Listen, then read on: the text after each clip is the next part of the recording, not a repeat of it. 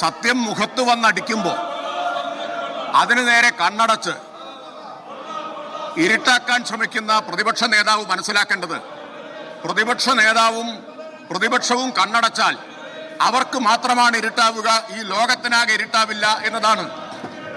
Sir, എങ്ങനെയാണ് വസ്തുതകളുടെ മുമ്പിൽ പ്രതിപക്ഷ നേതാവ് കണ്ണടയ്ക്കുന്നത് എന്നതിൻ്റെ ഏറ്റവും വലിയ തെളിവാണ് ഇന്ന് അദ്ദേഹം നടത്തിയ പ്രസ്താവന.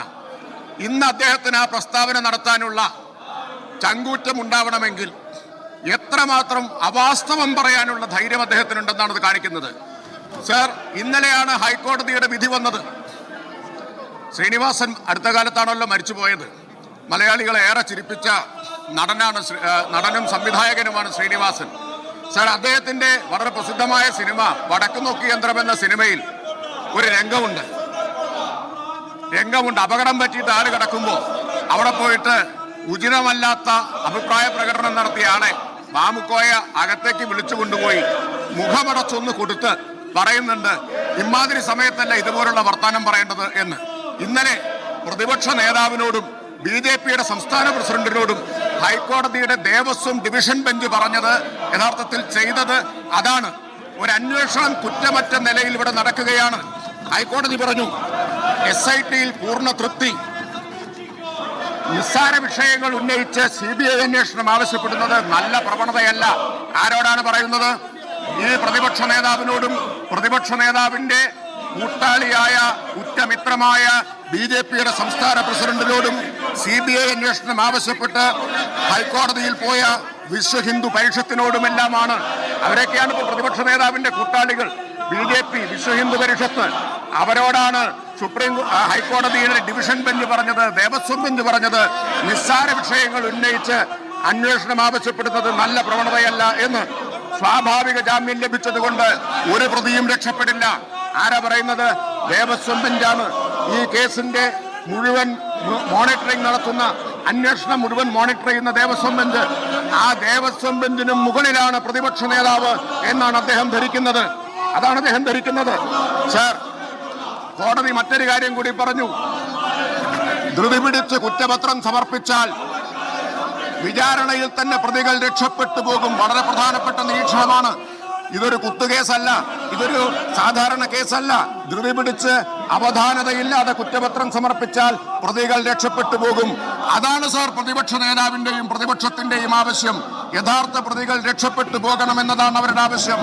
കാരണം ഇന്നലെ സാർ അദ്ദേഹം കുറെ കാര്യങ്ങളിലൂടെ പറഞ്ഞു, രേഖയിൽ കിടക്കുകയാണ്. അത് മുഴുവൻ ഇവിടെ വിശദീകരിക്കേണ്ടതുണ്ട്. ഇന്ന് ഈ നിയമസഭാ സമ്മേളനത്തിന്റെ അവസാന ദിവസമാണ്. സാർ, അദ്ദേഹത്തിന്റെ യഥാർത്ഥ ഉദ്ദേശം ഞങ്ങൾ തുടക്കം മുതൽ ചൂണ്ടിക്കാണിക്കുന്നുണ്ട്. യഥാർത്ഥ പ്രതികളിലേക്ക് എത്തരുത് എന്നതാണ്. യഥാർത്ഥ പ്രതികളിലേക്ക് എത്തിയാൽ ഉണ്ണികൃഷ്ണൻ പോറ്റിയിൽ മാത്രം നിൽക്കില്ല. പോറ്റി ചെന്നിടങ്ങളിലേക്കെല്ലാം അന്വേഷണം എത്തേണ്ടി വരും. പോറ്റി ആരെല്ലാം പോയി കണ്ടിട്ടുണ്ടോ അവിടേക്കെല്ലാം അന്വേഷണം എത്തേണ്ടി വരും. ഭയമാണ്, ഉൾക്കിടിലമാണ് പ്രതിപക്ഷ നേതാവിനെ കൊണ്ട് ഈ കോപ്രായം മുഴുവൻ ഇവിടെ കാണിക്കാൻ പ്രേരിപ്പിക്കുന്നത്. അതാണ് സാർ, ഏത് കാലത്താണ് പോറ്റി കയറിയത് എന്ന് ഇന്നലെ പുറത്തു വന്നില്ലേ? പോറ്റി കയറിയത് മരിച്ചുപോയ പരേതനായ പ്രയാർ ഗോപാലകൃഷ്ണൻ കോൺഗ്രസ് നേതാവ് പ്രസിഡന്റായിരുന്ന കാലത്തല്ലേ? അജയ്തറയിൽ മെമ്പറായിരുന്ന കാലത്തല്ലേ? ഇനി നിങ്ങൾക്ക് ധൈര്യമുണ്ടോ പോറ്റിയെ കേറ്റിയെ എന്ന പാട്ട് പാടാൻ?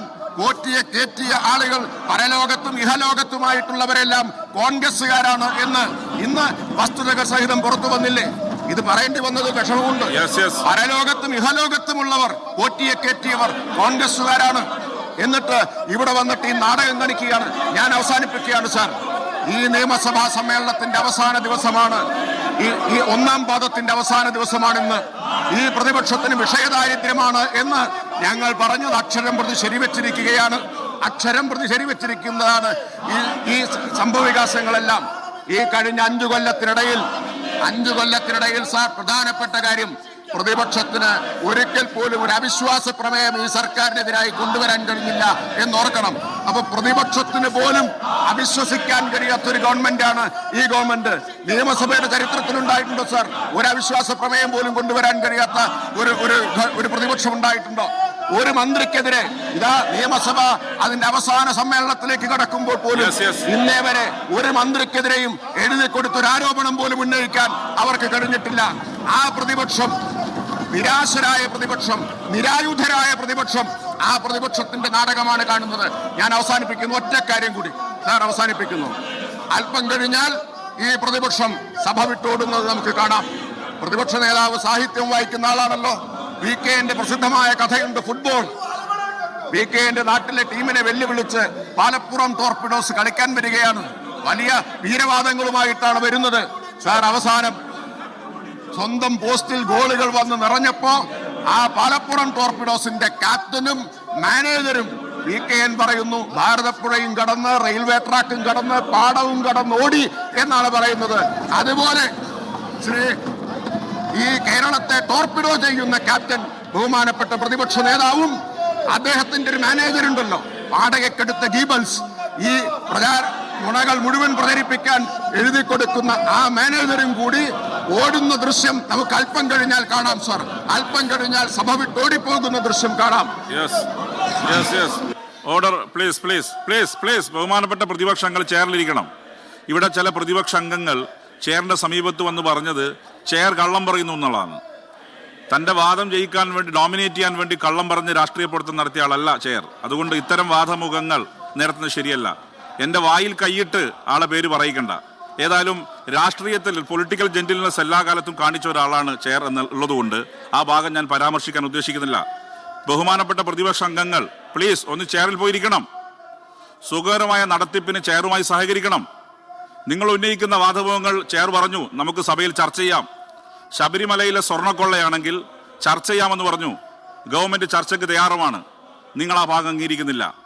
പിന്നെ നിങ്ങൾ ഉന്നയിക്കുന്ന ഭാഗം ചെയർ ഗവൺമെന്റുമായി ചർച്ചയ്ക്ക് തയ്യാറാണ്. ശബരിമലയിലെ സ്വർണ്ണക്കൊള്ളയാണെങ്കിൽ ചർച്ചയ്ക്ക് തയ്യാറാണെന്ന് ഗവൺമെന്റ് അറിയിച്ചിട്ടുണ്ട്. പക്ഷെ നിങ്ങൾ ചർച്ചയ്ക്ക് തയ്യാറല്ല. 18 അടിയന്തര പ്രമേയങ്ങൾ ചർച്ചയ്ക്കെടുത്ത സഭയാണിത്. 18 അടിയന്തര പ്രമേയങ്ങൾ ചർച്ചയ്ക്കെടുത്ത ഈ 15ാമത് കേരള നിയമസഭയ്ക്ക് ഈ ശബരിമലയിലെ വിഷയവും ചർച്ച ചെയ്യുന്നതിൽ യാതൊരു മടിയുമില്ല. നിർഭാഗ്യവശാൽ അത്തരമൊരു ചർച്ചയ്ക്ക് പ്രതിപക്ഷം തയ്യാറാവുന്നില്ല എന്നുള്ളത് വളരെ ഖേദകരമായ കാര്യമാണ്. ജനാധിപത്യത്തിൽ ആദ്യമായിട്ടാണ് ഒരു ഭരണപക്ഷം ഞങ്ങൾ ചർച്ചയ്ക്ക് തയ്യാറാണെന്ന് പറയുന്നത്. സാധാരണ ചർച്ചയ്ക്കെടുക്കാതെ തള്ളുക ചെയ്യുക. പക്ഷേ വളരെ സത്യസന്ധമായി ഗവൺമെന്റ് അറിയിച്ചു ചെയറിന് ഞങ്ങൾ ചർച്ചയ്ക്ക് തയ്യാറാണ്. സ്വർണ്ണക്കൊള്ളയാണ് വിഷയമെങ്കിൽ നിങ്ങൾ നോട്ടീസ് നൽകിയാൽ ചർച്ചയ്ക്ക് തയ്യാറാണെന്ന് പല ഘട്ടത്തിലും സഭയെ അറിയിച്ചിട്ടും എന്തുകൊണ്ടാണ് ചർച്ചയ്ക്ക് തയ്യാറാവാത്തെന്ന കാര്യം വളരെ നിർഭാഗ്യകരമാണ്. ഓർഡർ. ഇവിടെ ചെയറിന് അറിയിച്ച കാര്യം പറഞ്ഞതാണ്. To the government to the chair to the opposition. ആ നിലയിൽ ഗവൺമെന്റ് ചെയറിനെ അറിയിച്ചു ഞങ്ങൾ ചർച്ചയ്ക്ക് തയ്യാറാണ്. പക്ഷെ നിങ്ങൾ ചർച്ചയ്ക്ക് തയ്യാറാവുന്നില്ല. പിന്നെന്ത് ചെയ്യാൻ പറ്റും? ഏതായാലും ജനാധിപത്യത്തിൽ ഇങ്ങനെ സഭ റക്കസാക്കുന്ന രീതി ശരിയല്ല. ഡിസ്റപ്ഷൻ ഒരു ഓപ്ഷനേ അല്ല. ഡിബേറ്റും ഡിസ്കഷനുമാണ് ഹെൽത്തി ഡെമോക്രസിക്ക് ഏറ്റവും നല്ലത്. ഞാൻ ഒരു കാര്യം കൂടി അടിവരയിട്ട് പറയുന്നു. ഡിസ്റപ്ഷൻ അല്ല ജനാധിപത്യത്തിന്റെ ഭൂഷണം, പകരം ഡിബേറ്റും ഡിസ്കഷനുമാണ്. ഡിബേറ്റും ഡിസ്കഷനും ഏറ്റവും കൂടുതൽ നടന്ന സഭയാണ് 15ാമത് കേരള നിയമസഭ. വളരെ പ്രൗഡുണ്ട് ചെയറിന്, വളരെ പ്രൗഡോടെ പറയാൻ സാധിക്കും. ഇത്രയധികം അടിയന്തര പ്രമേയങ്ങൾ ചർച്ചക്കെടുത്തപ്പം അതിന് ചെയർ ചെയ്യാൻ സാധിച്ചു എന്നുള്ളത് പൊളിറ്റിക്കൽ കരിയറിൽ തന്നെ ഒരു അഭിമാനമായി കാണുന്ന ഒരു ചെയറാണ് ഞാൻ. Yes, order. നിരന്തരം അഭ്യർത്ഥിച്ചിട്ടും പ്രതിപക്ഷങ്ങൾ ചോദ്യോത്തരവേളയുമായി സഹകരിക്കാത്ത സാഹചര്യത്തിൽ ചോദ്യോത്തരവേളയുടെ ശേഷിക്കുന്ന ഭാഗം റദ്ദ് ചെയ്യുന്നു. തുടർ നടപടികളിൽ കടക്കാൻ ചെയർ നിർബന്ധിതമാവുകയാണ്. ഓർഡർ. ഇന്നത്തെ ശ്രദ്ധ ക്ഷണിക്കലും ഒപ്പം സബ്മിഷന്റെയും മറുപടികൾ സഭയുടെ മേശപ്പുറത്ത് വെച്ചതായി പരിഗണിക്കുന്നതാണ്.